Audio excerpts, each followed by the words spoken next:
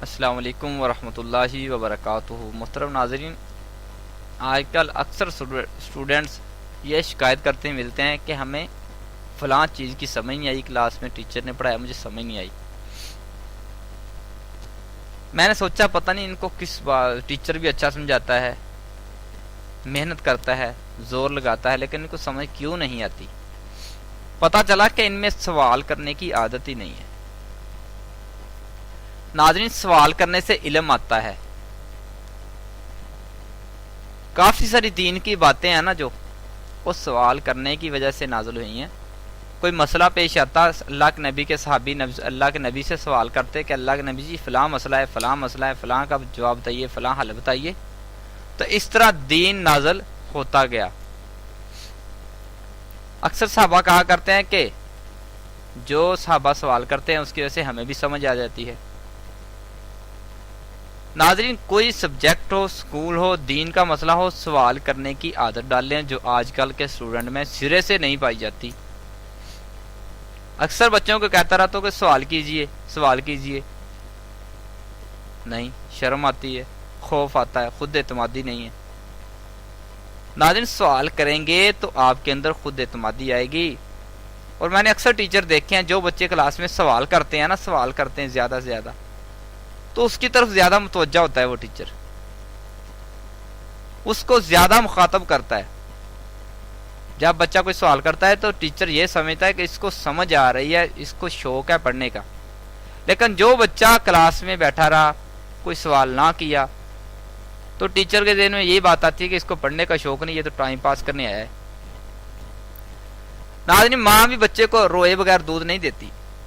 رب کریم اپنے بندوں کی تمام ضروریات اور خواہشات سے آگاہ ہے، مگر اسے بھی یہ بات بے حد پسند ہے کہ اس کے بندے اس سے مانگے اس کو دے۔ یعنی اوقات میرے پاس کئی دفعہ ایسے لوگ ملتے ہیں جو مستحق ہوتے ہیں، بندہ اس حساب لگاتا ہے کہ یہ مستحق ہے، مجبور ہے، کئی دفعہ دے دیتا ہے لیکن سوال نہیں کر پاتے، اس وجہ سے کئی پیچھے رہ جاتے ہیں۔ اب ٹیچر نے ایک ہی چیز کلاس میں سمجھائی بڑی محنت سے، پوچھا ہاں سمجھ آئی ہے، جی سمجھ آ گئی۔ اگر نہیں سمجھ آئی، بچوں کو چاہیے کہ فلاں پوائنٹ فلاں جگہ سے ہمیں سر سمجھ نہیں آئی، اگر جو سوال کر لیا نا آپ نے، ایک بات یاد رکھیں، جو علم آپ کو سوال کرنے کی وجہ سے آیا نا، وہ کبھی چیز آپ کو بھولے گی نہیں، کبھی نہیں بھولے گی۔